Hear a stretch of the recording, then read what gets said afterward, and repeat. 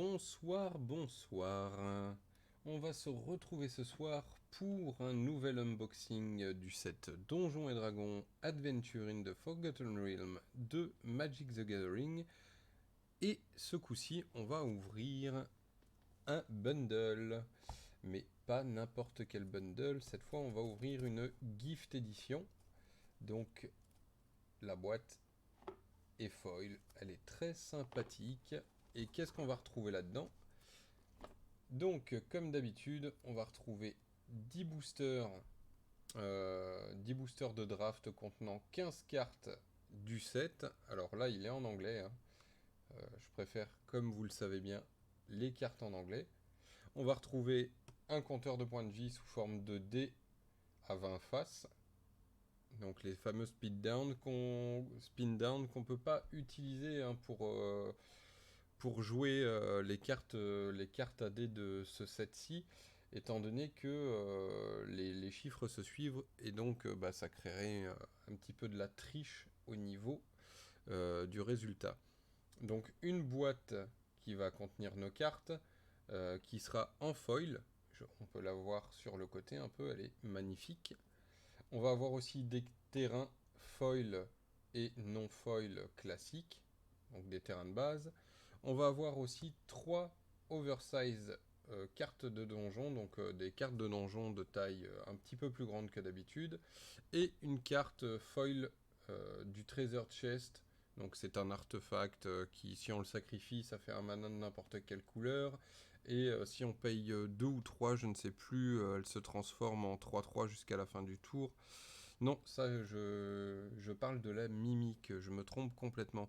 Celle-ci, je me souviens plus. Je crois qu'il faut lancer un dé, donc pour 5, et en fonction de ce qu'on obtient, elle fait des trésors ou un truc comme ça. Je sais plus trop bien. Bref, on va trouver assez de dingueries, mais la grosse différence entre un bundle traditionnel et ce bundle-ci, c'est qu'en plus des 10 boosters, on va avoir un booster collector dans celui-là. Et le booster collector, on sait très bien que ça peut renfermer des petites dingueries. J'allais dire des petites saloperies, mais pas du tout, c'est tout le contraire. Donc moi, ce que je propose de faire, c'est qu'on va prendre un dé de 20. Je vais aller me chercher un petit dé de 20.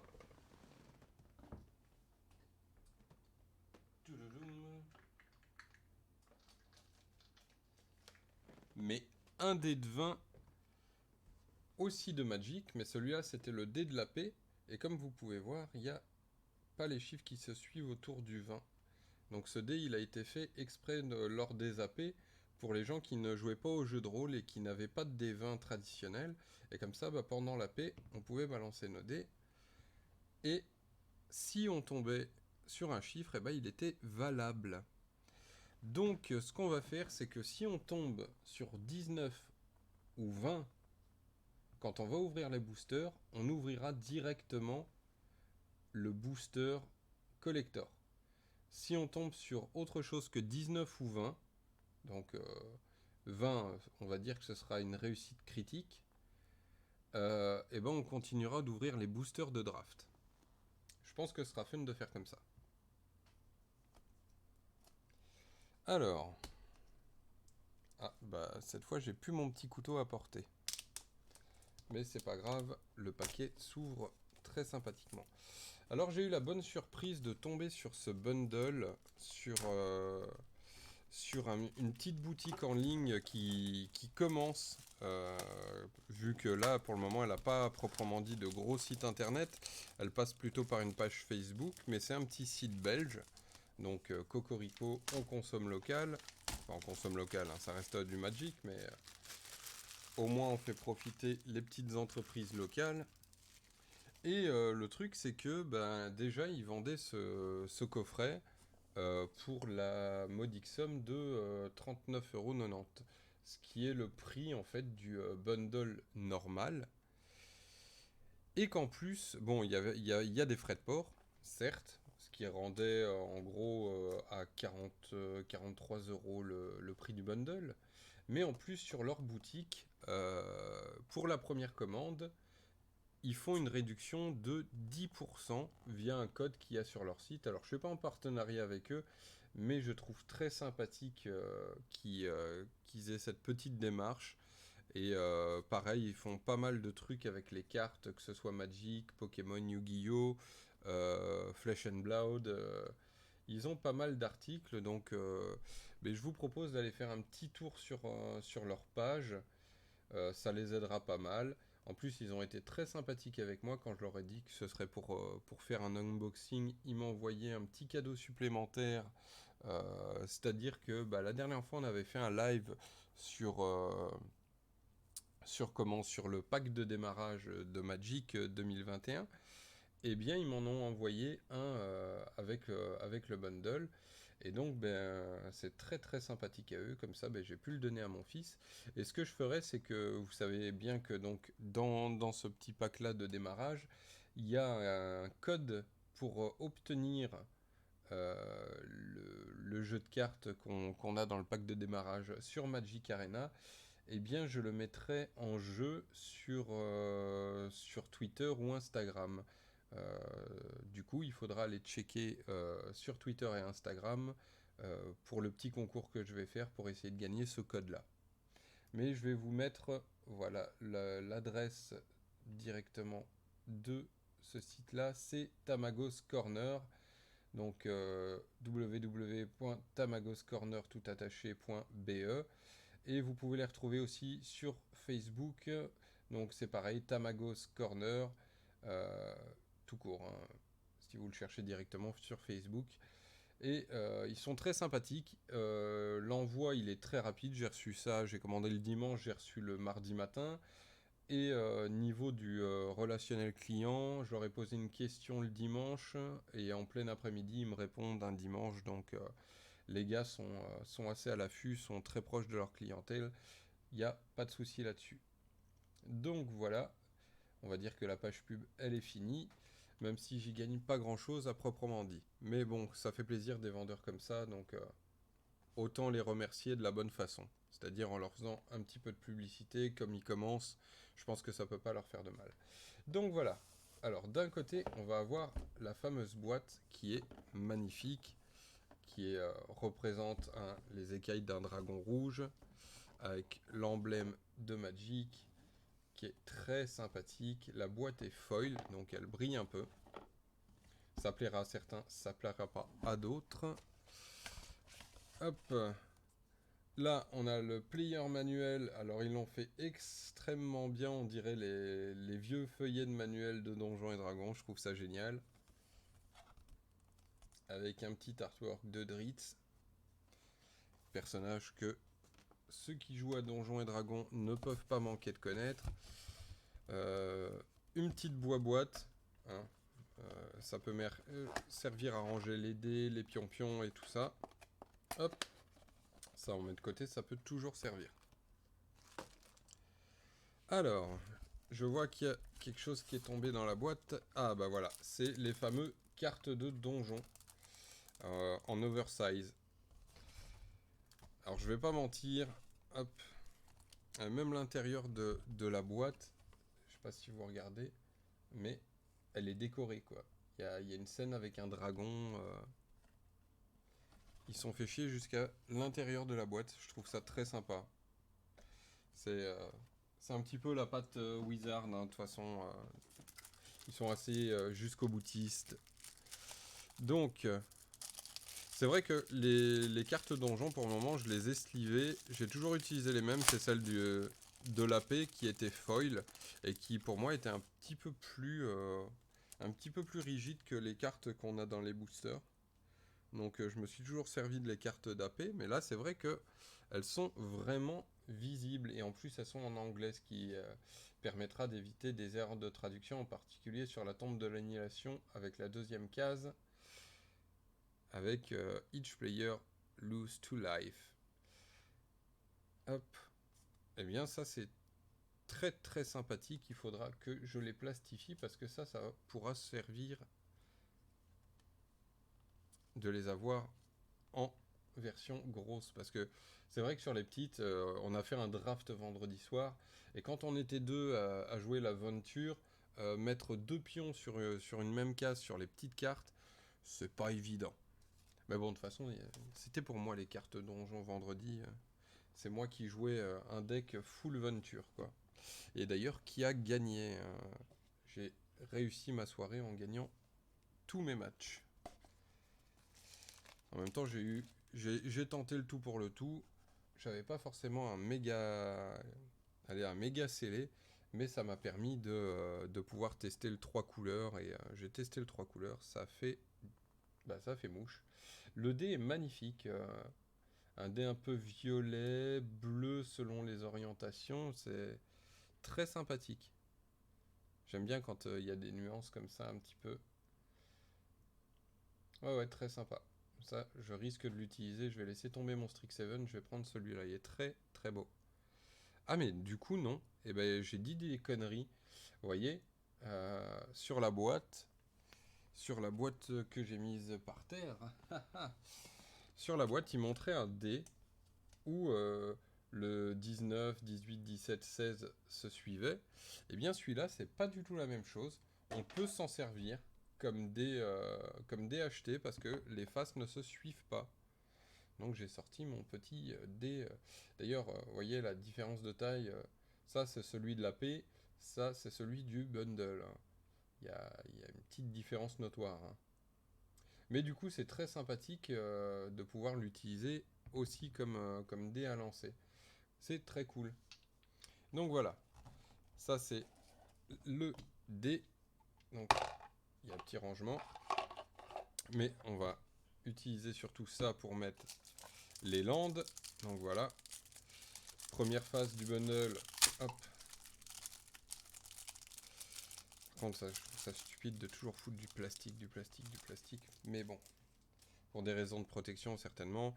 Donc on a 4 landes de chaque. Hop. 4 marais, 4 montagnes, 4 forêts. Hop.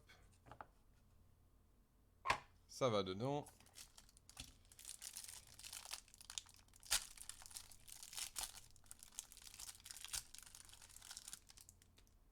Hop. Alors, la Treasure Chest en foil. Donc, qu'est-ce qu'elle fait celle-ci? Ah, voilà. Donc, elle coûte 3 à poser. C'est un artefact. Si on paye 4, on la sacrifie. Donc, au final, ça va coûter 7 à jouer. On fait rouler un dé de 20. Si ça tombe sur 1, on perd 3 points de vie. Si c'est de 2 à 9, on crée un jeton trésor. Si, et merci à Fort pour nous suivre, c'est très sympathique. Et donc si on fait 10 à 19, donc ouais, de 2 à 9, ça peut être très intéressant parce que là on crée 5 jetons trésors.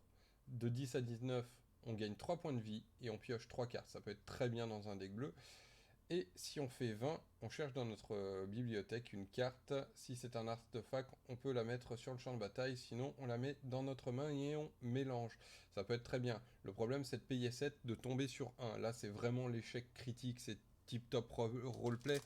Mais honnêtement, jouer ça sans jouer des ferries ou la carte barbariane qui va permettre de rejeter des dés pour empêcher de tomber sur un chiffre comme le 1. Parce que franchement, tomber sur 2 fois 1, j'ai jamais vu ça.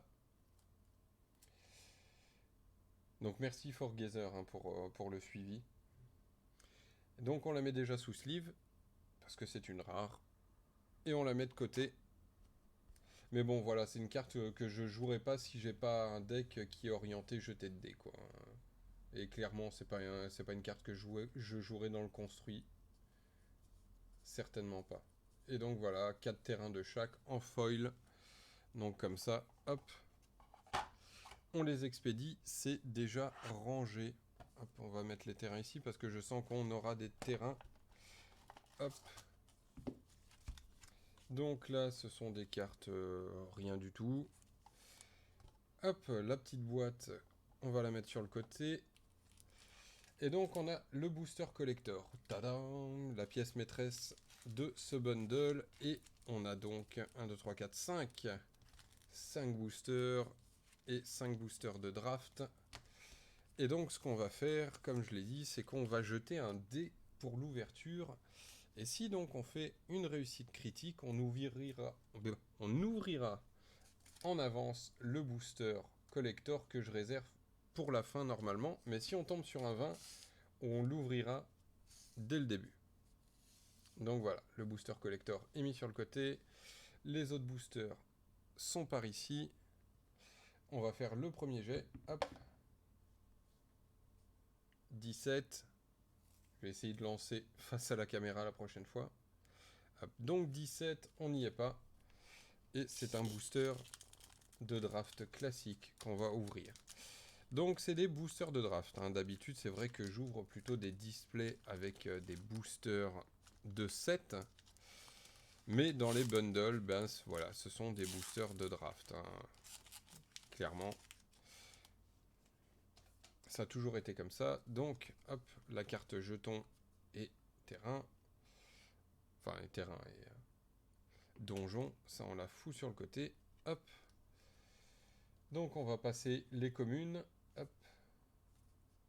On va vite fait les passer. Hein. Et quand on... voilà. C'est celle-là dont je parlais dans l'intro où je me suis planté. C'est celle-là, la mimique, où on sacrifie le mimique. On ajoute un mana de n'importe quelle couleur. Ou pour 2, ça devient une 3-3 jusqu'à la fin du tour. Hop. Ah, le basilisque en version à l'ancienne. Très bien.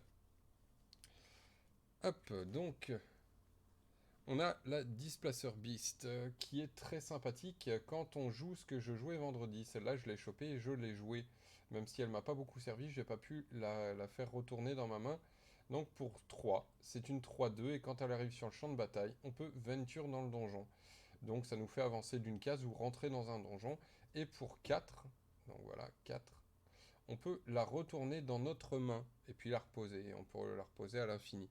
Seulement, bon, généralement, elle se fait très vite gérer. Donc voilà. Check for traps. Donc, un opposant révèle sa main, enfin un adversaire révèle sa main, et on choisit une carte non land, on l'exile. Si c'était une instant ou une flash, on peut l'exiler de cette façon, et ils perdent. Enfin, l'adversaire perd un point de vie. Sinon, c'est nous qui perdons un point de vie. Ensuite, le démon Gorgon. On l'avait déjà chopé dans le display. Donc, l'adversaire discarde toute carte. Donc, il se défausse de 2 cartes. Il meule 2 cartes et il perd 2 points de vie. Ça, c'est très sympathique. Et Asmodeus, qu'on avait déjà eu, il me semble. Hein, pour 6, c'était une 6-6. Et quand on doit piocher une carte, à la place, on l'exile. Face retournée. Pour 3, on peut piocher 7 cartes. Pour 1, on retourne toutes les cartes exilées avec Asmodeus. Et on perd autant de points de vie. Donc ça, clairement, on va la jouer avec un deck point de vie et une plaine qu'on va mettre avec ses petites copines. Donc hop, on va mettre hop, le petit coffre déjà ici au final. J'ai essayé de faire un petit réglage. La rare, on la tape directement dans sa sleeve de protection. Ça, vous commencez à me connaître. Les rares, on protège. Donc on va la mettre là pour éviter que ça brille de trop. Parce que je vois que niveau de luminosité, je vais essayer de faire un petit réglage de la caméra parce que c'est bizarre. Il me semblait avoir tout bien réglé. Hop. Luminosité, est-ce qu'on n'est pas trop haut? Hop. Un petit peu plus de contraste. Voilà, ça va être certainement un peu mieux. Et la mise au point automatique, je suis désolé, mais ça ne marche pas. C'est une horreur. Donc on va rapprocher. Si on est là, est-ce que ça le fait? Ouais, c'est déjà mieux. C'est déjà bien mieux. Donc, eh bien, on va lancer notre dé. Hop. Eh bien, c'est un 20. Et donc, la deuxième ouverture, ce sera le booster collector. Et bah, du coup, on n'aura plus besoin des dés. Hop. Voilà. On va faire le booster collector. Donc, dans le booster collector, si je ne dis pas de bêtises, on a une chance de trouver plusieurs rares et plusieurs Zenko, des cartes foil. Ah, Même les jetons, donc c'est un jeton double, le jeton est foil, hein. Ça, c'est un beau jeton. Même si, honnêtement, on s'en fiche pas mal. Donc voilà. Ah bah, ça aussi, je l'ai joué. C'est une carte qui paraît pas. Mais quand on joue une stratégie de venture dans le donjon, cet artefact équipement, il est excellent. Donc il dit que quand il entre sur le champ de bataille, on crée un jeton trésor. Donc très bien. Et quand on équipe une créature, elle ne peut pas être bloquée du moment qu'elle a une force de 3 ou moins. Et ça s'équipe pour 2, donc c'est très sympathique. Le basilisque, qui pour 2 est une 1-2 avec le Death Touch, c'est très bien. Le Faraday Fireball, donc elle inflige 5 damage à une créature ou un Planewalker. On jette un dé de 20, de 1 à 9. Chaque joueur se prend 2 dégâts, donc nous aussi. Et si c'est de 10 à 20, il n'y a que l'adversaire qui se prend les 2 dégâts. Le Planar Rally, une carte que j'ai jouée aussi, à chaque fois qu'elle c'est une pour 5, c'est une 3-3 vol, et quand elle attaque, on venture dans le donjon. Linkkeeper, donc lui, quand il arrive sur le champ de bataille, bah, il fabrique un jeton trésor, et quand une autre créature arrive sur le champ de bataille, on gagne un point de vie. Donc c'est une très bonne carte. La Displacer Beast, je ne la représente plus, on vient de la voir.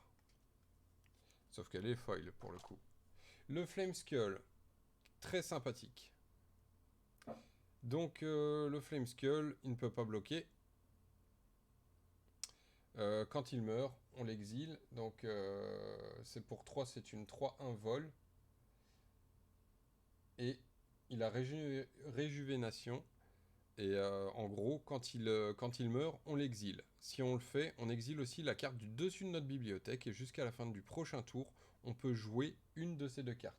Donc soit le Flame Skull une nouvelle fois, soit la carte qu'on a exilée. Si c'est un land, honnêtement, il vaut mieux jouer le Flame Skull qui revienne. De toute façon, c'est une carte qui va attaquer tout le temps, hein. Et puis c'est une 3 vol. Donc il n'y a pas de mal à la jouer. Donc celle-là, par contre, je suis désolé, mais je la mets directement. Sous sleeve, c'est une rare foil. Hop. Enfin, c'est une rare mythique même, foil. Et là, qu'est-ce que j'ai? Le Friend Slash. Alors là, je sais pas du tout ce que c'est. Il me semblait pas l'avoir vu. Friend Slash. Pour 2, c'est c'est un équipement, artefact équipement. Et donc la créature a +2/+0 et Reach. Et quand la créature équipée reçoit des dégâts, elle fait autant de dégâts que sa force à une cible, joueur ou Planewalker. Et elle s'équipe pour 3. Et ben celle-là, je ne l'avais jamais vue. C'est un très très bon équipement. C'est un très très très très bon équipement. Et bien décidément, Asmodeus nous aime bien. Et elle est donc en full art. Elle est magnifique. Asmodeus nous aime bien parce que du coup, on l'a une nouvelle fois. On l'a une nouvelle fois. Hop. Donc voilà. Donc elle n'est pas en full art, hein. Elle est en extended frame, pardon, je pense. Elle est très sympathique. Aussi, elle est peut-être full art. Non, je pense pas. Ensuite, en version ancienne, on a Pegasus. Donc ça, c'est une commune. Je ne l'aime pas trop, même si elle peut faire, elle peut être très sympathique, hein. C'est une 4 pour 4, c'est une 2-3 vol. Et quand elle entre sur le champ de bataille, il y a une autre créature qui gagne +1/+1, elle vole jusqu'à la fin du tour. Donc ça peut finir une game. Le basilic, avec le Death Touch. Oh, magnifique. Le dragon vert. Le dragon vert, donc pour 7, c'est une 7-7. Et quand elle fait des dégâts à un joueur, on fait un jeton trésor. Et là, elle est en full art, donc je vais vraiment pas me plaindre, elle est magnifique. Rare mythique. Hop. Et là, on a les skeletons qu'on a déjà bien trop eu en espèce de foil, mais c'est un foil un peu bizarre, quoi. On voit qu'elle brille, mais c'est plutôt la frame qui brille. Mais bon, celle-là, je l'ai bien trop eu, j'en ai marre de l'avoir, quoi. Et ici, long rest. Donc, c'est pour 3 et X. Euh, donc, on retourne X cartes avec différentes valeurs de mana de notre cimetière dans notre main. Si 8 ou plus, si 8 cartes ou plus sont retournées dans notre main de cette façon, notre vie devient égale à notre vie de départ. Et on exile Langrest. C'est une carte très sympathique. Au demeurant, à part avoir foutu 8 coups de mana différents dans son cimetière, je vois pas trop comment on va pouvoir jouer son deuxième effet, mais ça reste très sympathique. Bon, c'était un booster collector sympa, parce que bon, on a quand même eu un dragon et le Flame Skull, et cet équipement-là, d'ailleurs que je trouve bizarre, parce que le... Allez, le... Ou alors c'est peut-être une carte qu'on ne peut trouver que dans les boosters collector. C'est peut-être ça, qu'il y a cet emblème-là, au lieu de l'emblème de D&D qui est celui-ci. Bref, ce fut un booster non, enfin qui a pas dépoté, mais c'est pas le pire booster que j'ai ouvert de ma vie pour un booster collector. Hein. J'ai déjà ouvert un booster collector où il y avait vraiment que dalle. Je crois que la meilleure carte, ça devait être un enchantement encore une fois et il n'y avait rien à en tirer de ce booster. Bon, à part que les cartes sont foil, voilà. Et bah du coup, on va continuer sur les autres cartes. Et salut streamerfound.com Elden. Et merci pour le suivi. Hop. Donc, deuxième booster de draft classique. Ce qui est notre troisième booster en vrai. Donc, l'équipement masse qui fait plus 2, équipement en 3. Très bon. Alors, un anti-bet pour 6 qui fait -11 jusqu'à la fin du tour. Ça permet de... ça remove quasiment tout, quoi. Ça remove quasiment tout. Après, ça coûte 6, quoi. Faut pas se leurrer, c'est pas ouf. Donc celle-ci, Spoil of the Hunt. Donc pour 3, une créature ciblée gagne +1/+0 jusqu'à la fin du tour pour chaque mana d'un trésor dépensé pour lancer ce spell. Ensuite, cette créature fait des dommages égaux à sa force à la créature qu'un opposant contrôle. Donc ça, c'est très bien, c'est un anti-bet à distance. Hein. Suffit de le payer avec un trésor et on peut avoir un +2, +3, voire plus... Ouais, c'est ça.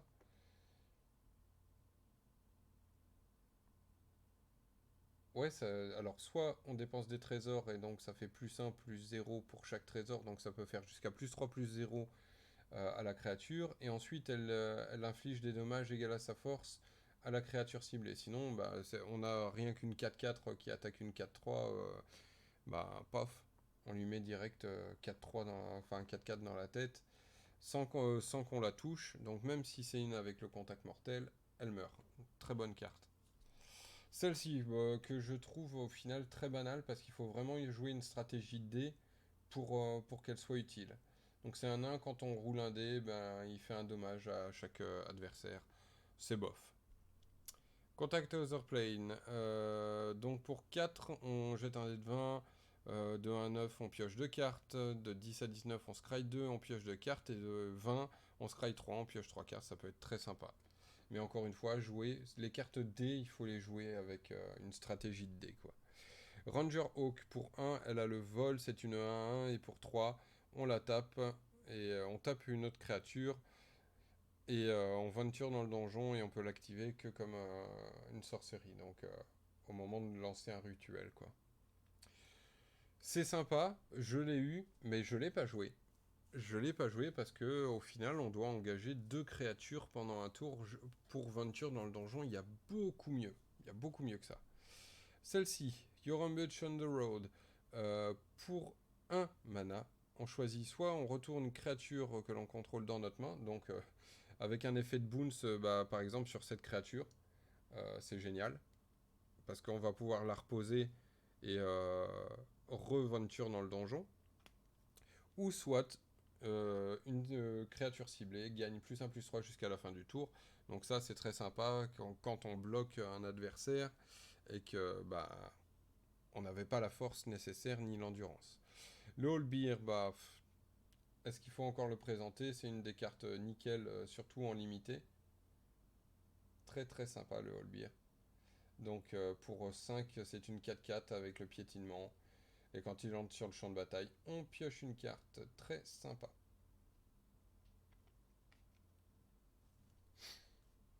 Alors, le Plundering Barbarian. Celle-là, elle est très sympathique. Par contre, je vais changer un peu les contrastes. Parce qu'il y a vraiment un souci là. Il y a vraiment un souci au niveau des contrastes. Alors, hop. Voilà, c'est mieux. On voit mieux la carte. En tout cas, le dessin. Quand il entre sur le champ de bataille, on choisit, soit on détruit un artefact, soit on crée un trésor. Et c'est une 2/2 pour 3. Certes, ça fait un peu cher, mais elle est très sympathique. Celle-ci, c'est une tuerie pour moi. Bruenor Battlehammer, pour 4, c'est une 5/3. Chaque créature qu'on contrôle vont avoir +2/+0 pour chaque équipement attaché à elle. Et on peut payer 0 pour payer le coût d'équipement du premier équipement, enfin de la première habilité d'équipement qu'on active à chaque tour. Donc celle-là permet d'équiper un équipement très coûteux, gratuit, au début de chaque tour. Elle est géniale, je l'adore. Power of Persuasion, donc celle-ci, on choisit une créature ciblée qu'un adversaire contrôle, on jette un dé de 20, de 1 à 9, on la retourne dans la main de son contrôleur, de 10 à 19, son contrôleur la met sur le dessus de sa bibliothèque, et 20, on gagne le contrôle jusqu'à la fin du tour, de notre prochain tour de cette créature. Très sympa. Le dragon vert, donc pour 5, c'est une 4/4 avec le vol. Quand elle entre sur le champ de bataille jusqu'à la fin du tour, quand une créature qu'un adversaire contrôle reçoit des dégâts, on la détruit. Très sympa. Et Xorn, encore une fois. Décidément, le pauvre Xorn. Je pense que ça y est, j'ai mes 4 Xorn. Donc si on devait créer un jeton trésor, à la place, on crée un de plus que celui... Enfin, voilà. Si on devait créer un jeton trésor ou plus, à la place, on en crée un de plus. Voilà. Par exemple, avec Dragon d'Orpon, on crée un trésor qui fait 2 de mana, à la place, on en crée 2. Donc celle-là est très sympa à jouer, et c'est une 3/2, donc elle a un beau body aussi. Je la mets bien de côté, et je viens de me spoiler, mais... Ah ah ah, il y a une deuxième rare dans un booster de draft. Je vous jure, il y a une deuxième rare dans un booster de draft. Et c'est le dragon d'or adulte. Celle-là aussi, je l'ai eu en full art à la soirée de draft. Donc pour 5, c'est une 4/3 qui a le vol, la hâte et le lifelink. En limité, c'est une très bonne carte. Malheureusement, c'était pas les couleurs que je jouais. Et donc, 2 rares sur un booster de draft. Comme quoi, ça peut arriver. Et donc là, un jeton, c'est la fameuse panthère de Driss. Et une plaine. Booster suivant. Papapam, papapam. Et nous avons un jeton gobelin magnifique. Ne sous-estimez pas les gobelins. Ça peut faire très mal. Donc, la Delver's Torch, donc pour 2, elle nous permet de faire +1/+1 sur une créature équipée. Quand elle attaque, la créature venture dans le donjon. On l'a assez vu. Precipitate Drops, donc pour 3, on enchante une créature. Quand elle entre sur le champ de bataille, on venture dans le donjon. Et la créature enchantée a -2/-2 et -5/-5 si on a complété un donjon. Donc celle-là, Je l'ai jouée, et en fait, elle est très puissante. Elle est très très très puissante, parce qu'en fait, la créature que j'avais équipée avec ça, c'était l'espèce de cube gélatineux. Je sais plus, c'est une, une 5-4 ou une 4-3, je sais plus. Bref, elle mourrait pas quand je l'ai enchantée, mais ça l'a dissuadé d'attaquer. Et le truc, c'est que bah, comme je jouais un deck Venture, mon donjon a été très vite rempli, et du coup c'est passé à -5/-5, sa créature est morte, et la créature qu'il avait exilée m'est revenue dans la main. Enfin, m'est revenue sur le champ de bataille. Donc c'était cool.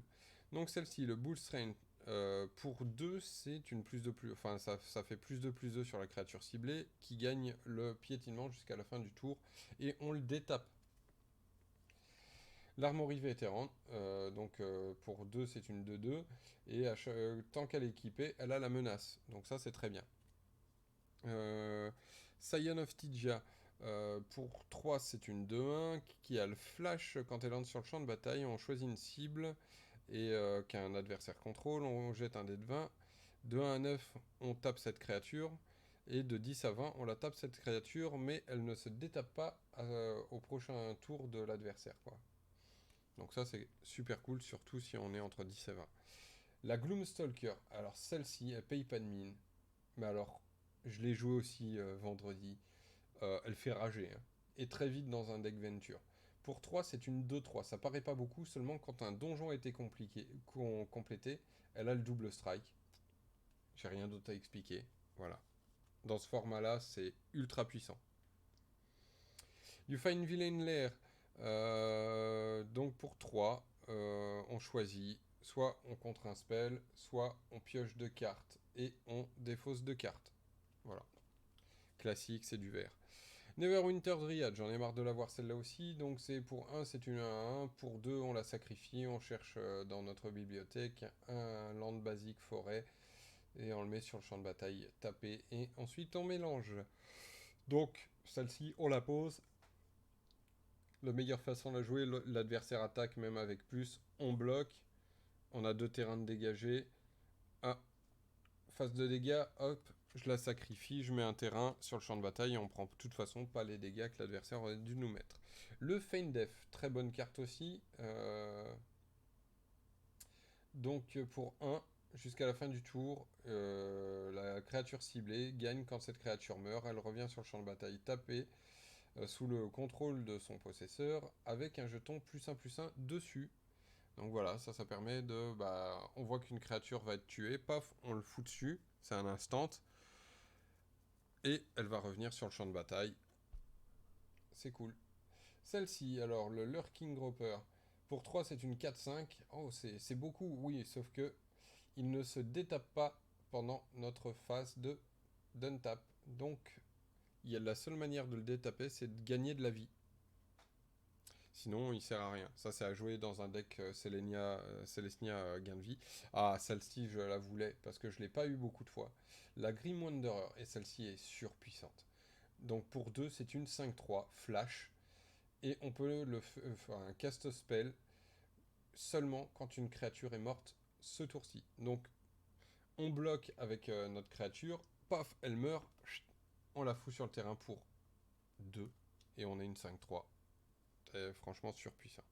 Celle-ci que j'ai beaucoup joué, je l'ai eu en 2 fois pendant la soirée de vendredi. Et donc pour 4, quand il entre sur le champ de bataille, elle venture dans le donjon. Et quand Barwin attaque, je retourne jusqu'à une créature avec du mana de valeur 3 ou moins depuis mon cimetière jusque sur le champ de bataille si j'ai complété un donjon.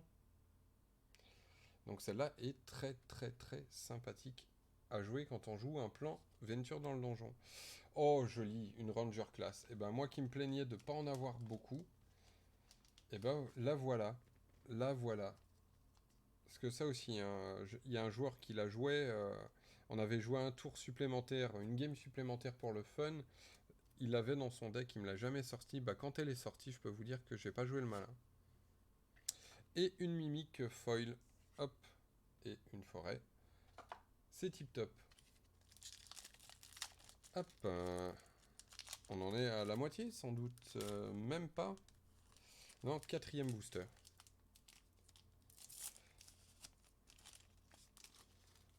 Alors, le jeton, ce sera un loup. Hop. Là, on a le zombie ogre, hein, on connaît. Pour 5, c'est une 3-5. Quand au début de notre phase de fin, si une créature est morte pendant ce tour, on venture dans le donjon. Je sais plus si je l'ai joué celle-ci. Je crois pas. Je crois pas que je l'ai joué. Hop. Pour 5, c'est une 4-1 avec le reach. Et quand elle entre sur le champ de bataille, on fait une 2-2. Loup. Celle-ci, on l'a déjà vue, pas besoin de la présenter. Secret d'or. Celle-ci, je l'ai jouée, mais au final, j'ai jamais eu le temps de la poser. J'ai toujours gagné avant. Parce que je l'ai jamais eu en tour 1. Et c'était mon seul tour 1 en créature.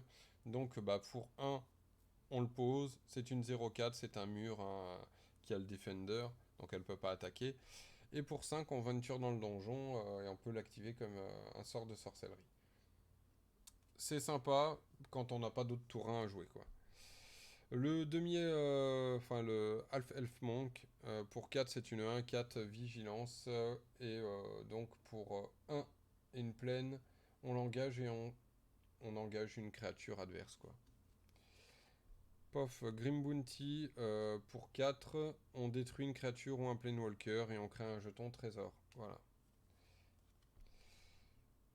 You're Something on Watch, pour 2, on choisit. Les créatures que vous contrôlez ont +1/+1 jusqu'à la fin du tour. Et ce sort fait 5 de dégâts, une créature attaquante ciblée. Ça, je les joue aussi. Très puissant, très rageant pour l'adversaire. You Come to a River, pour 2. On choisit soit retourner un permanent non-land dans la main de son propriétaire, ou la créature ciblée a +1/+0 jusqu'à la fin du tour et ne peut pas être bloquée ce tour-ci. Peut être sympa. Arme improvisée, donc pour 3, elle fait 2 de dégâts à n'importe quelle cible et on crée un jeton trésor. Celle-ci, je l'ai jouée, elle est très sympa, le Beholder. Pour 6, c'est une 6-5. Quand il entre sur le champ de bataille, chaque adversaire sacrifie un enchantement. Et ça, je l'avais fait sur un gars qui jouait l'enchantement noir de classe. Je sais plus comment il s'appelle, nécromancien ou warlock, un truc comme ça. Et bah, il avait déjà passé niveau 2, donc il n'était pas très jouesse quand je lui ai pété son enchantement, sachant qu'il n'a pas pu en choisir d'autres.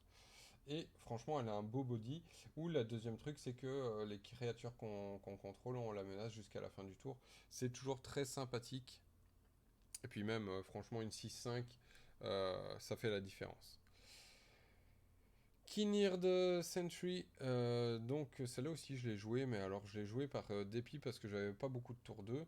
Donc c'est un tour 2, c'est une 2-1 qui fait qu'on a l'exproof, on peut pas être la cible de sort ou d'habilité que nos adversaires contrôlent. Donc bah, genre vérifier dans la main du joueur pour lui faire défausser des cartes, bah ça ne marchera pas. Et chaque adversaire ne peut pas s'aventurer dans le donjon plus d'une fois par tour. Ou les trucs genre l'adversaire sacrifie une créature, ça ne marche plus.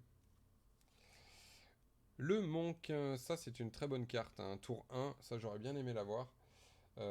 Quand on l'invoque, quand on invoque le deuxième spell chaque tour, on met un +1/+1 sur lui.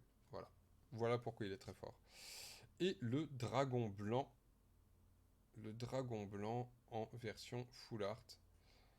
Que j'ai déjà, il me semble, mais comme c'est une full art, je suis désolé, mais paf. Ça va dans une sleeve, ça. Hop. Donc c'est un dragon qui est pas exceptionnel, hein. Il coûte 6, c'est une 4-4 avec le vol. Et quand il lance sur le champ de bataille, on tape une créature qu'un adversaire contrôle. Et cette créature ne se détape pas pendant son prochain tour. Donc ça, on connaît le style d'effet. Et cette carte, j'en ai purée de marre de l'avoir parce que c'est peut-être pour moi une des pires classes. Enfin, c'est un des pires enchantements de classe. Euh, je sais pas. Enfin, peut-être dans AIZ Dragon, hein, je dis pas, mais j'en ai marre de l'avoir. Je l'ai, je ne sais pas en combien d'exemplaires, quoi. Je veux vous la faire gagner à force, hein. Hop. Là, on en est bien au 5e booster de draft. Hop. Alors, ça, c'est un enchantement, enfin, un équipement plutôt. Le Ranger Longbow, pour 2, c'est une +2/+1 qui a le Reach, équipement 3. Donc ça peut être très dérangeant et très très facilement empilable sur des créatures. Le Unexpected Windfall, donc pour 4, on fait 2... donc on défausse une carte, on fait 2 jetons trésor et on pioche 2 cartes. Voilà. Oh, celle-ci, j'en ai marre de la représenter. Pour 2, en gros, on a une créature qui devient une 4/4 dragon qui a le vol, quoi. C'est tout.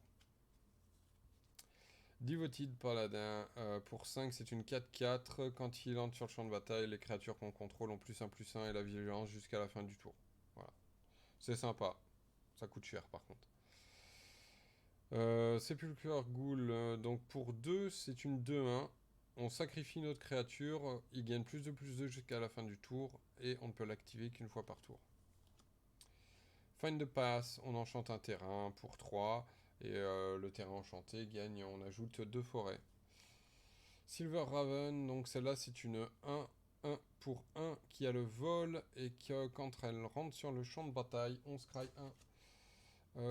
Dévorer l'intellect pour 1, l'adversaire défausse une carte. Si du mana d'un trésor a été dépensé pour jouer ce sort, à la place, le joueur révèle sa main et on choisit une carte non land depuis elle. Et enfin, le joueur s'en défausse, quoi. En gros, de jouer un trésor va permettre de choisir la carte. Le Holbeer, donc l'oursibou, comme tout à l'heure, 4/4 avec le piétinement. Quand elle entre sur le champ de bataille, on pioche. Le Direwolf Prowler, donc pour 3 c'est une 2/2 et pour 2 on peut la faire passer +2/+2 jusqu'à la fin du tour. Et il a la hâte. Donc en gros on peut la poser en un tour pour 5.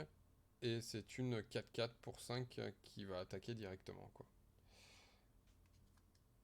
Très sympathique. Donc You Happen on a Glade. Donc pour 3, on choisit, soit on cherche dans notre bibliothèque jusqu'à 2 landes, et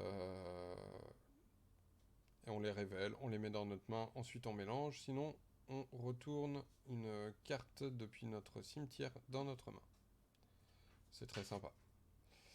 Skullport Merchant, ça aussi je l'ai joué, pourtant elle n'est pas dans une stratégie donjon, celle-ci, elle est plus dans une stratégie trésor. Mais alors, qu'est-ce qu'elle fait chier tout le monde? Parce que pour 3, c'est une 1/4, donc elle a un bon body qui va être dur à passer. Et quand il arrive sur le champ de bataille, elle crée un token. Et quand on sacrifie un token, enfin un token trésor, quand on sacrifie un trésor ou une créature, on pioche une carte. Seulement, il y a des créatures à sacrifier qui ont des effets, hein. Et surtout que bah, moi, dans mon deck, quand je l'ai joué, j'ai pas eu besoin du trésor, donc j'ai sacrifié des trésors, ça me faisait piocher des cartes et ça m'a permis de gagner la game. Speed de partie, pour 5, on choisit un adversaire ciblé et on retourne la moitié de ses créatures, des créatures qu'il contrôle, dans sa main. Voilà.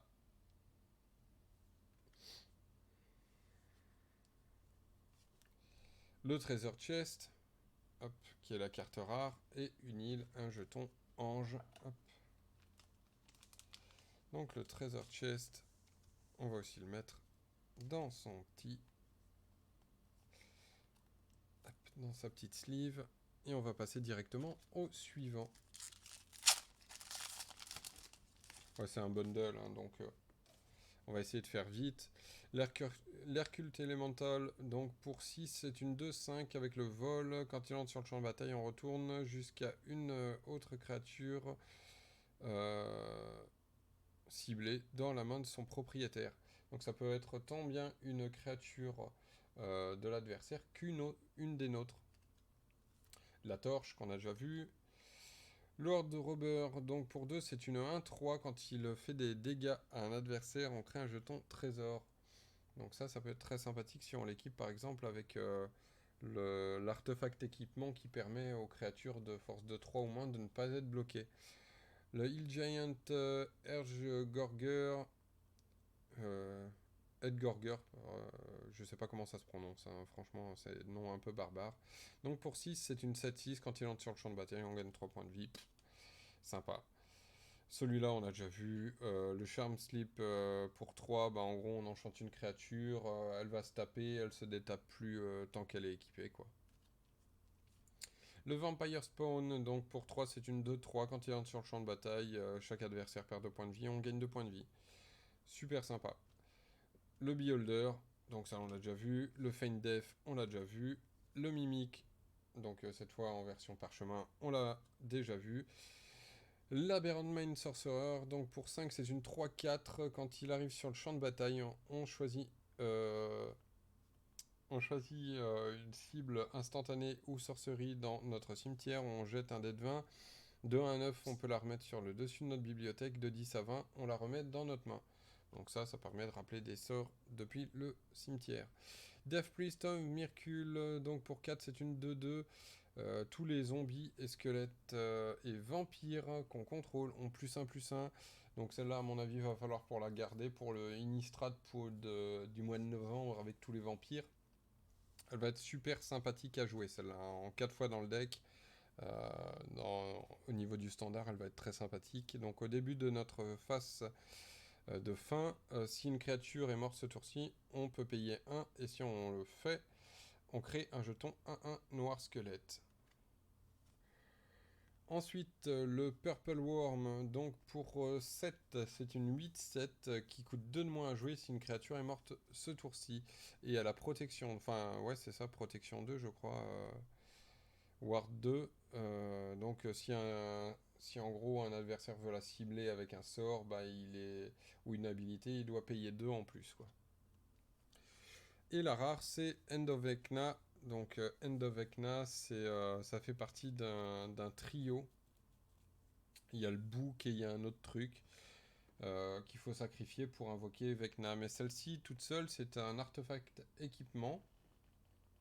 Au début du combat à notre tour, si une créature équipée euh, ou une créature qu'on contrôle qui est appelée Vecna gagne +X jusqu'à la fin du tour. X, c'est le nombre de cartes dans notre main. Et on peut payer 1 de vie pour chaque carte. Donc son coût d'équipement, c'est payer 1 de vie pour chaque carte dans notre main. Ou on équipe pour 2. Voilà. Celle-là, je vais la mettre. Je crois que c'est la première fois que je l'ai. Mais je l'ai déjà vu jouer et elle est assez énervante cette carte en fait quand elle est jouée avec des jeux qui draw pas mal, quoi.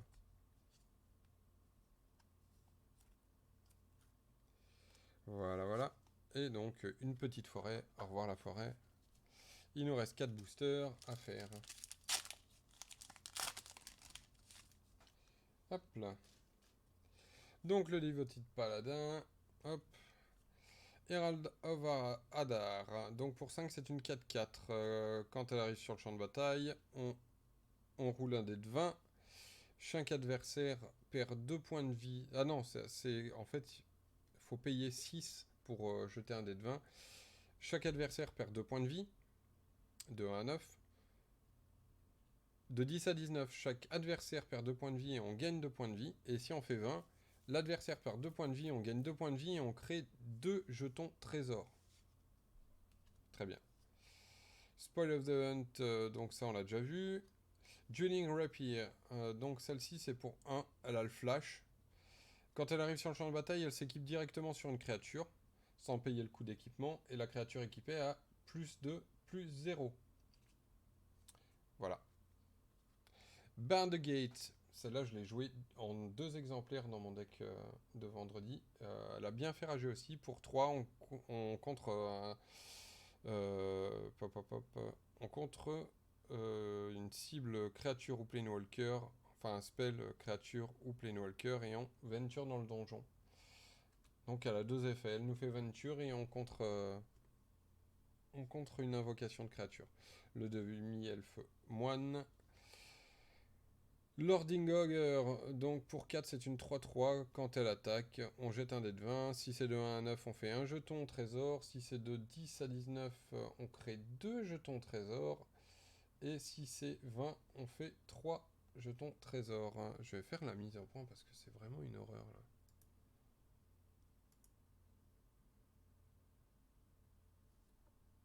Hop.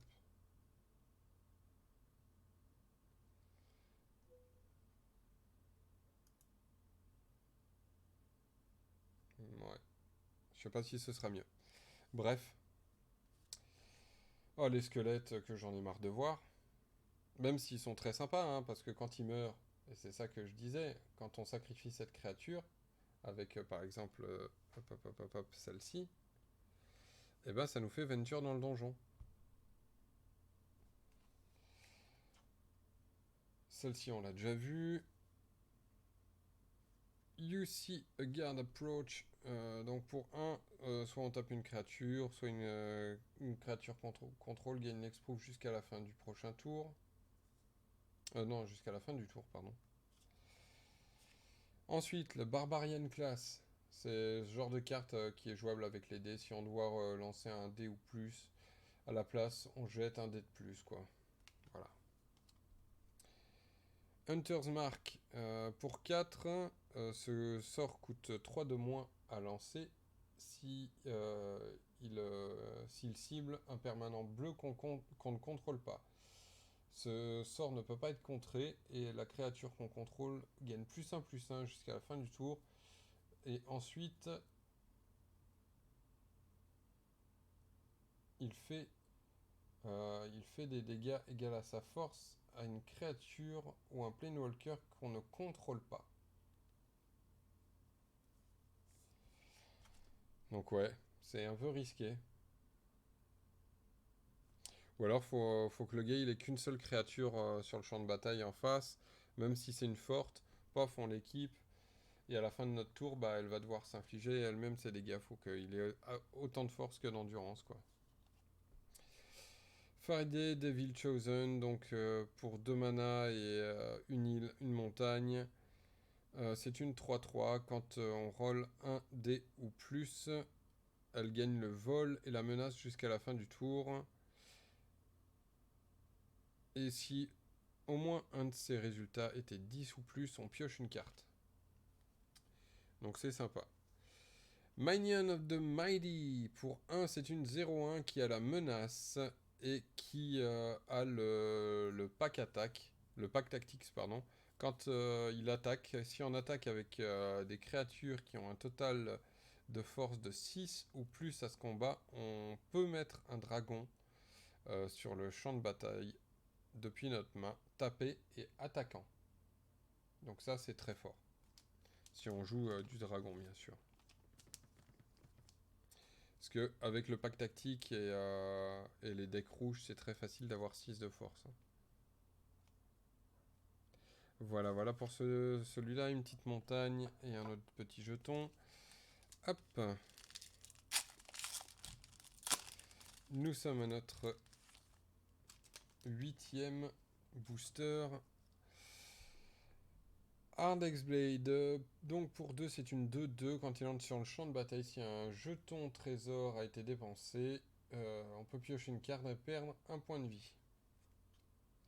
Bull's Range, on l'a déjà vu. Boot of Speed, pour 1, c'est un équipement qui fait +1/+0 et donne la célérité et équipement 1. Shocking Grasp, pour 2, la créature gagne -2/-0 jusqu'à la fin du tour et on pioche une carte. Planarly, on l'a déjà vu. Eyes of the Beholder, on l'a déjà vu. Ranger Hawk, on l'a déjà vu. Spear Dagger. Alors, pour 1, c'est un équipement qui fait +1/+0 et qui a, quand la créature équipée attaque, vous pouvez sacrifier la Spear Dagger et quand vous le faites, cette créature inflige 1 de dégâts à n'importe quelle cible. Et coup d'équipement 1. Donc ça va très bien en fait avec le... Je sais plus où est-ce que je l'ai mis. Mais je dois l'avoir quelque part. Le Green Dragon. Le Green Dragon. Donc il faut qu'il y ait une autre créature sur le terrain qui soit en capacité d'attaquer quand on va invoquer le Green Dragon. Mais le Green Dragon, il a quelque chose, c'est que quand il entre sur le champ de bataille, on peut détruire une créature qui a reçu des dégâts ce tour-ci. Ce qui fait qu'on attaque avec une autre créature, même si elle va se faire bouffer. On lui équipe la dague, on sacrifie la dague. La créature qu'on voudrait détruire, qui est trop forte, bah paf, on lui fait un petit point de dégâts avec cette petite dague. Et le Green Dragon, on l'invoque en fin de tour, et paf, la créature est morte. C'est magique, c'est magnifique. Le Rhyme Frost Giant, j'avoue que celle-ci est les chiante, parce que c'est une, pour 5, c'est une 4-5 qui a la protection 3. Et ça, franchement, elle est chiante à gérer. Le Pegasus, qu'on a déjà vu. Le Druid classe, ça c'est très bien. Quand on veut gagner des points de vie, un Célestia point de vie, ça va être très utile. À chaque fois qu'on pose un terrain sur le champ de bataille, on gagne un point de vie. Et à partir du level 2, on peut en poser 2 par tour. Donc c'est très sympathique. Le Reaper's Talisman, donc pour un noir, on peut équiper une créature. Quand elle attaque, elle gagne le... Allez, comment on appelle ça? Le Death Touch. En français, c'est quoi? Frappe mortelle ou toucher mortel. Jusqu'à la fin du tour. Et quand la créature équipée attaque seule, le joueur défenseur perd 2 points de vie et nous, on gagne 2 points de vie. Et coup d'équipement 2, c'est pas énorme. Le Tiger Tribes Hunter, donc lui, c'est une 4-4 pour 5. Et elle a le piétinement. Quand elle attaque, si on attaque avec un total de créatures de 6 ou plus, on peut sacrifier une autre créature. Et quand on le fait, bah, le Tribes Hunter, il fait autant de dégâts que la force de la créature sacrifiée. Ouais, ça doit être dans un certain type de deck, mais j'ai pas encore trouvé dans quoi. C'est pas le genre de truc qui m'intéresse. Donc là, le Wish pour 3, on peut jouer une carte qu'on possède en dehors de la partie ce tour. Donc genre les cartes de side. Voilà, voilà. Et une île. 9e paquet. Allez, on espère une petite dinguerie quand même. Un petit Planewalker, une connerie dans le genre. L'Inspiring Bag. Pour 4, c'est une 3-3. Donc quand il entre sur le champ de bataille, une créature ciblée gagne plus de jusqu'à la fin du tour. On gagne 3 points de vie. Peut être très sympa. Price of Loyalty. Pour 3, on gagne le contrôle d'une créature jusqu'à la fin du tour. On détape cette créature, elle gagne la hâte jusqu'à la fin du tour. Et si du mana d'un trésor a été dépensé pour jouer ce spell, eh bien, elle gagne +2/+0 jusqu'à la fin du tour. Donc ça, c'est très bien pour piquer une créature et par exemple la sacrifier, quoi. Celle-là, on l'a déjà vu. Le Priest of Ancient Lore, celle-là pour 3, c'est une 2-1. Quand elle entre sur le champ de bataille, on gagne point de vie et on pioche une carte. Très sympa. Le Sif Tools, on l'a déjà vu. Plumette, celle-ci, bah, c'est pour 2, on détruit une créature avec le vol ciblé. Celle-là, franchement, on la prend pas assez quand on joue en limité. On la prend pas assez alors qu'il y a des créatures avec le vol qui font vraiment du bordel. Et ça sert d'en avoir des comme ça, genre les dragons. Les dragons, à part le grand dragon bleu là, ben c'est très très sympa de l'avoir quoi. Kick in the door, donc là on met un marqueur +1/+1 sur une créature ciblée. Et cette créature gagne la célérité jusqu'à la fin du tour et ne peut pas être bloquée par des murs ce tour-ci. On venture dans le donjon et ça coûte 1 rouge. Ça fait beaucoup de choses pour 1. Your Ambush on the Road, on l'a déjà vu. Le Gnoll Hunter, je sais pas s'il faut encore préciser, mais donc pour 2, c'est une 2-2. Et le Captain, eh bien je vais très bien et toi? Donc là j'ai expliqué le Gnoll Hunter que beaucoup connaissent déjà très bien, qui a le pack tactique, c'est quand donc il attaque avec un total de force parmi les créatures de 6 ou plus, celui-là il va gagner un marqueur +1/+1 permanent. Donc c'est très chiant quand il y en a plusieurs sur le champ de bataille et qu'ils attaquent à tous les tours. Le Manticore, c'est aussi une carte très chiante. Donc pour 4, c'est une 2-1 vol qui a le flash, le vol, et quand elle arrive sur le champ de bataille, On détruit une créature que l'adversaire contrôle qui a reçu des dégâts à ce tour-ci. Celle-là, elle est chiante. Franchement, elle est chiante pour me l'être pris quelques fois dans la tête en draft. C'est très chiant. La Displacer Beast, encore une fois, mais cette fois en version ancienne. Très sympathique. Le Student Insight, on pioche une carte pour de chaque différent mana, valeur de mana non land, carte dans notre cimetière. Donc ça peut être très sympathique, on va dire, en fin de jeu. Le Dragon Noir, à mon avis sous-estimé, parce que certes, elle coûte 7, c'est seulement une 4-4 vol, mais c'est aussi un anti-bet quand il arrive sur le champ de bataille, -3, ça gère les 3 quarts des créatures du format. Donc très bien. Le Wizard Spellbook, alors celle-là, je ne l'ai jamais eu. Donc pour 7, qu'est-ce que ça fait? On le pose et on peut l'exiler. On exile une carte sorcellerie ou instant depuis le cimetière, on jette un dé de 20. On l'active comme si c'était un sort de sorcellerie. Alors de 1 à 9, on copie cette carte. On peut lancer la copie. Alors de 10 à 19, on copie cette carte. On peut jeter cette copie en payant seulement 1 au lieu du prix de mana. Et pour 20, on copie chaque carte exilée avec le Wizard Spellbook. Et on peut jeter n'importe quel nombre de ces copies sans payer le coût de mana. T'essayes de finir ton Raid Elemental Blast en m'écoutant. J'espère que ça te permet quand même de te concentrer, que je ne dis pas assez de bêtises pour te déconcentrer. Et de toute façon, on va arriver à la fin du booster. Pom pom pom. Hop, le dernier petit booster.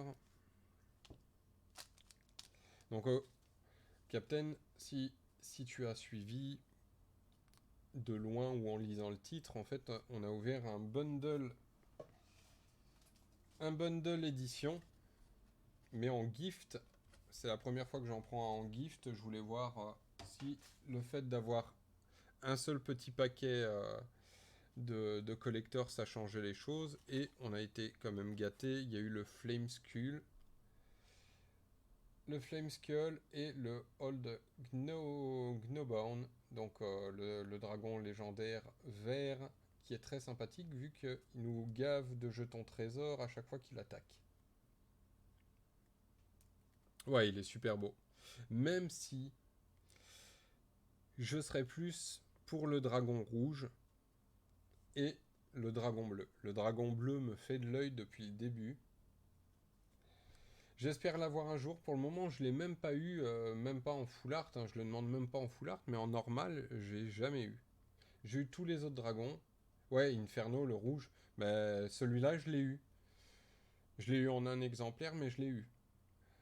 Donc, c'est cool, mais j'aurais bien aimé le bleu au moins une fois. Donc là, c'est la carte que j'aime pas parce qu'il faut jouer avec les dés. Hop. L'Erken Investigator, donc pour 2, une 2-1, qui fait qu'on pioche une carte. Voilà. Le Minimus Containment, donc pour 3, on enchante un permanent non-land. Et ce permanent devient un jeton trésor avec sacrifier cet artefact, ajouter un mana de n'importe quelle couleur.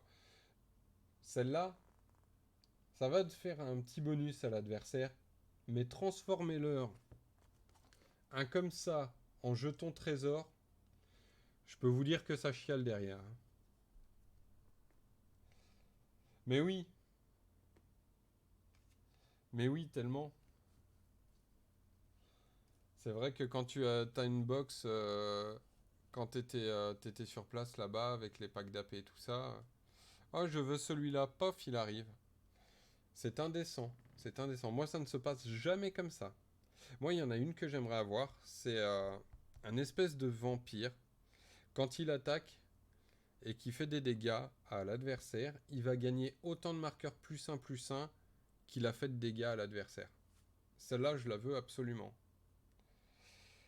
Precipitous Drop, donc c'est pour 3. On enchante une créature, on l'a déjà montré. Elle gagne -2/-2, et quand on a complété un donjon, elle gagne -5, -5. Et ça, c'est ce que je jouais vendredi. Ah, ce serait avec plaisir, un unboxing ensemble. Mais du coup, en fait, je te chuchote dans l'oreille ce que je voudrais. Et, euh, et du coup, c'est toi qui dis, ah, j'aimerais bien cette carte dans le... Je sais pas si ça marcherait, ou s'il y a un espèce d'arbitre divin de la carte qui ferait, essayez pas de me baiser là, les gars. Find the Pass, c'est l'enchantement de land. Celle-là, pareil, je l'ai en je sais pas combien de fois. Le fameux qui va faire +1/+1 sur toutes les créatures qu'on contrôle jusqu'à la fin du tour. Ou faire 5 dégâts à une créature qui attaque. Ah, tu l'as fait avec Light? Il faut que ça marche. Ouais, généralement, j'ai pas beaucoup de chance. La Grit Axe, donc c'est un équipement 1 qui fait +4/+0. Équipement 5, c'est un peu cher. Mais on a vu qu'on a des cartes qui, qui peuvent gérer ce problème d'équipement cher. La licorne, que je déteste. Mais il a de la chance. Ouais. C'est vrai que moi, des fois, j'ai pas forcément de chance.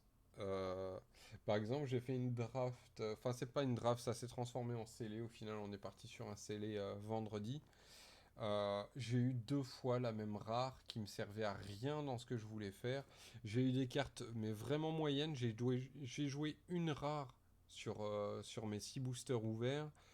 Euh, et tout le reste, c'était quasiment que des communes et peut-être 3 uncos sur la totalité. Et bah, du coup, la seule chance que j'ai eue, c'est que mes adversaires avaient pas prévu de tomber sur un deck full venture et que du coup, bah, ils ont perdu.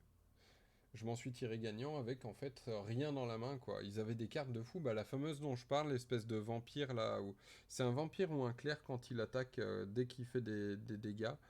Il met autant de points de il met autant de marqueurs +1/+1 sur lui qu'il a mis de dégâts.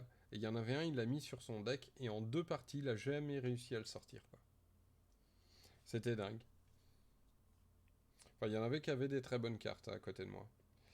You'll find some prisoner. Donc pour 2, on détruit un artefact, ou on exile les 3 cartes du dessus de la bibliothèque de l'adversaire, on en choisit une parmi elles, et jusqu'à la fin de notre prochain tour, on peut jouer cette carte.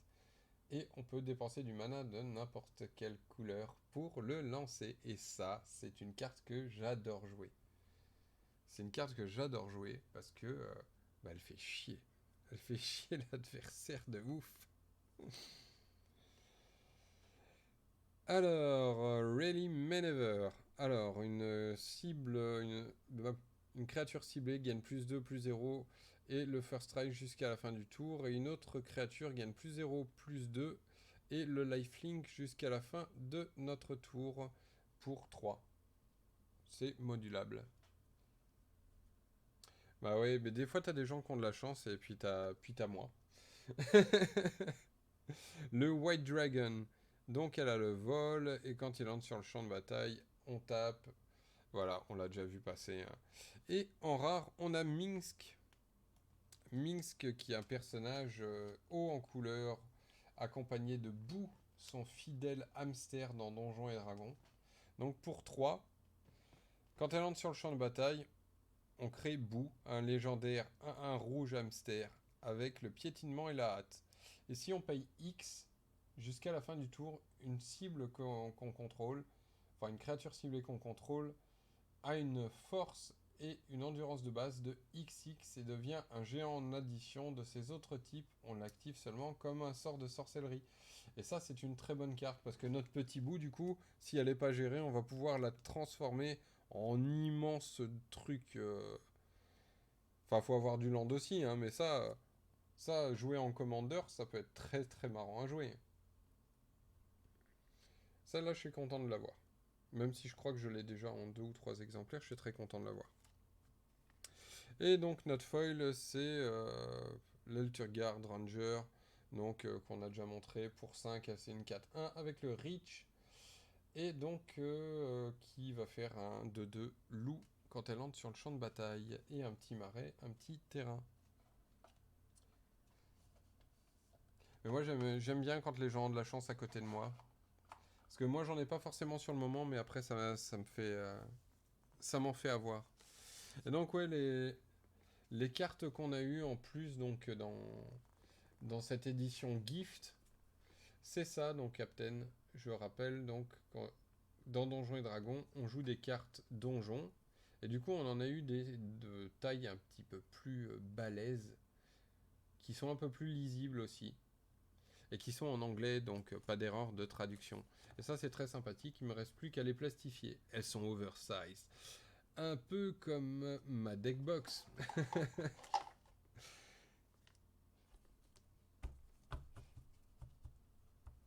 Oui, ouais, ouais. Mais ça va avec le groupe de jeux avec lequel je joue. Comme on joue en anglais, il n'y a pas y a pas de problème de traduction. C'était plutôt pendant l'AP.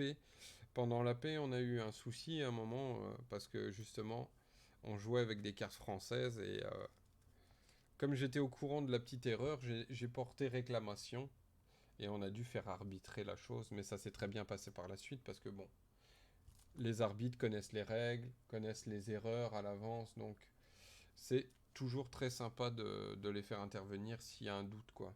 Au moins, c'est cool. Donc voilà, en rare, on a eu ça, ça, ça, ça, celle-ci, celle-ci, celle-ci, celle-ci. Hop, avec la lumière, on voit pas trop. Hop. Donc la Ranger Class, je suis très content de l'avoir parce que, comme je disais plus tôt, je n'ai pas été très gâté côté des bonnes classes. Par contre, celle-ci, je l'ai en je sais pas combien d'exemplaires, je n'en peux plus de l'avoir. Xorn, c'est pareil. J'ai eu celle-ci dans le booster collector. Alors, je sais pas si toi, tu pourras m'éclairer, mais du coup, là, le symbole de l'édition n'est pas du tout le même. Je sais pas si ça se voit. Je vais essayer de faire manuellement la mise au point. Voilà. Donc voilà. Le symbole, en fait, c'est le même dragon, mais dans un espèce de bouclier. Donc je sais pas. Je ne l'ai jamais vu passer. Et pourtant, j'ai ouvert. C'est une réédition. D'accord. C'est une réédition. Donc ça, je suppose qu'on peut la trouver que dans un booster collector et non pas dans les boosters traditionnels, quoi. Parce que j'étais en train de me demander, j'ai quand même ouvert quelques displays, j'ai ouvert pas mal de boîtes de donjons et dragons. Donc je me demandais quoi au niveau de cette carte que je n'avais jamais vu passer. Donc voilà, tu confirmes, c'est uniquement là-dedans. On a eu le long rest aussi. Donc on rappelle qu'on a eu un booster aussi de draft avec deux rares à l'intérieur. Donc c'est rare d'avoir des boosters qui ont deux rares, mais c'est pas impossible parce qu'avec les cartes foils qui peuvent être contenues dedans, ça arrive. On a eu deux Asmodeus, donc une simple et une extended frame. Donc vous voyez, c'est pas une full art, hein. La full art, le dessin descend partout. Là, c'est juste extended, hein, il me semble. Si je dis pas de bêtises. Ce qui peut m'arriver, bien sûr. Donc on a ça. Donc on a l'Asmodeus que je vais mettre ici. On a eu la carte promo du bundle, le Treasure Chest, qui a ici aussi. Et du coup qui n'a pas le... Voilà. Il y a une différence, c'est que voilà, le Treasure Chest est comme ça, et sa version normale, c'est ça. Donc c'est une version alternative. C'est très sympa d'en avoir deux différentes. Et donc bah, les mythiques, hop, le Flame Skull, le dragon qui est en full art. Voilà, la différence avec le full art, c'est là qu'on n'a pas les frames autour du texte. Et donc bah voilà, on a quand même eu une bonne petite dinguerie. Surtout que, bon, comme je l'ai expliqué en début de vidéo, bah, ça m'est revenu au prix d'un bundle normal parce que j'ai commandé sur un petit site qui se lance en Belgique. Donc c'est une petite boutique de vente en ligne de cartes en Belgique et qui la vendait à prix réduit, plus avec un code promotionnel de 10% sur la première commande. Et en plus, ils ont été très gentils de m'ajouter de m'ajouter un kit supplémentaire de démarrage de Magic que j'avais déjà unboxé la dernière fois. Et du coup, bah, comme j'ai donné les cartes à mon fils, le code, lui, euh, il va être mis en jeu. Donc sur Instagram et Twitter, euh, il y aura un tirage au sort. Donc je pense que ce sera plus sur Twitter que sur Instagram. Parce que je passe moins souvent sur Instagram. Je dois avouer que c'est une plateforme que je découvre, donc j'ai tendance à moins y aller. Et donc bah voilà, on va le mettre en jeu sur Twitter, ce code.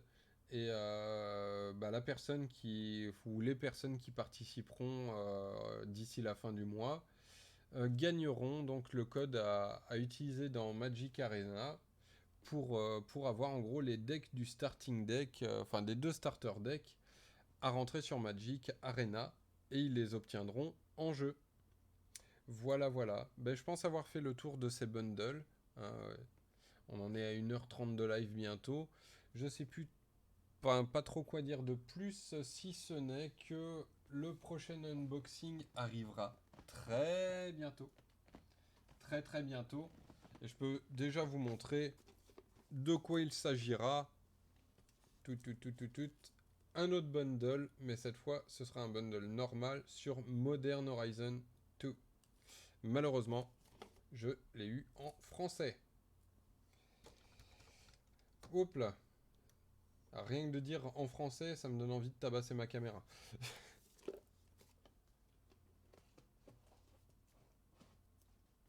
Et donc voilà. Voilà, on va... Ouais, du MH2. Franchement, j'adore les cartes qu'il y a dedans. C'est dommage que je sois pas encore très très penché sur le moderne. J'en ai parlé vendredi soir parce que du coup d'avoir gagné comme ça, il y avait des gars qui sont venus voir, qui ont assez d'expérience par rapport à moi. Et ils sont venus de voir le scellé. Et quand ils m'ont vu bah, que j'étais le seul à toutes les tables qui faisait un deck 3 couleurs et que j'arrivais à m'en sortir avec ça sur un format pareil, eh ben ils sont venus me parler après la séance. Ils m'ont demandé si je faisais de la compète, alors que pas du tout. Hein, c'est pas du tout mon but de faire la compète.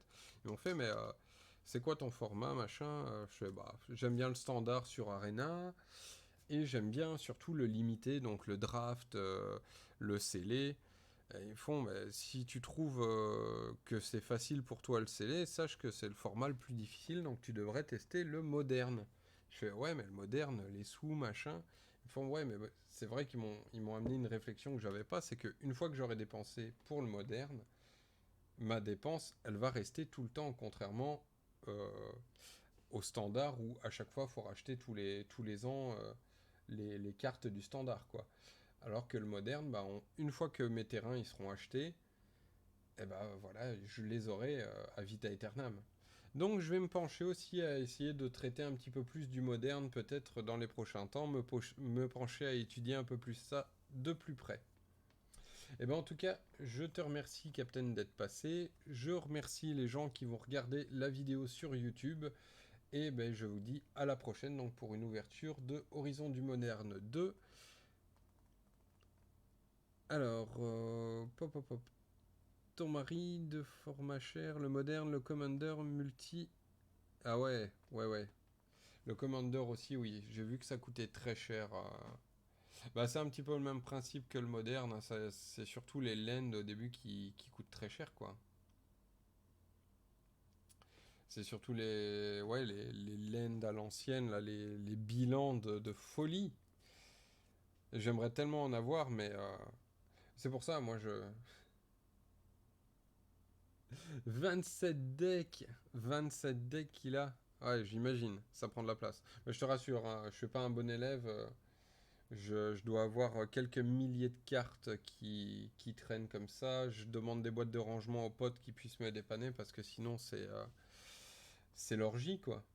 C'est l'orgie de cartes. Et pourtant, moi, je dois avoir quoi? J'ai 3 decks standards, 2 decks commander et le reste c'est tout des cartes en vrac qui attendent qu'une chose, c'est de rentrer dans des decks, mais il me faut les terrains.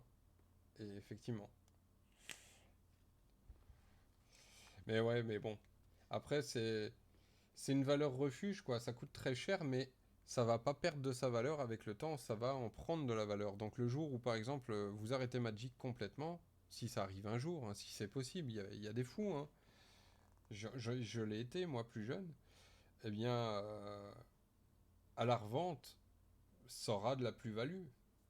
C'est ça qu'il faut voir aussi, hein. Aujourd'hui, il suffit pas d'investir dans de l'or et des diamants. Il faut investir dans la carte Magic et les cartes Pokémon. Yu-Gi-Oh, je sais pas ce que ça vaut, mais il y a certainement de la plus-value à faire aussi, hein. Allez, ma chère Captain, je ne le dis plus, je file. Et encore un grand merci à toi d'être passé. Et j'espère que tu vas pouvoir finir ton élémental euh, et que bah, j'aurai pas fini trop tôt et que tu pourras rester concentré là-dessus. À très bientôt, Captain. C'est moi qui passerai te voir si tu streams en fin de semaine. Euh, Normalement, je travaille au soir, mais bon, moi, ça m'aidera à rester concentré, tu vois. Et pour ceux qui ne connaissent pas la chaîne de Captain, allez voir la chaîne de Captain Magic Alfred, donc qui est affichée dans le chat là, c'est son nom. Vous allez voir sa chaîne, c'est une altératrice de cartes de talent.